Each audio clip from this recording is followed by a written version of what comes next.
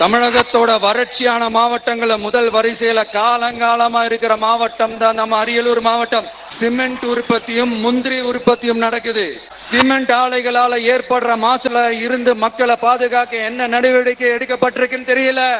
யுனெஸ்கோவோட உலக மரபு சின்னமாக அறிவிக்கப்பட்ட கங்கை கொண்ட சோழபுரம் கோயிலை முறையாக பராமரிக்கணும்.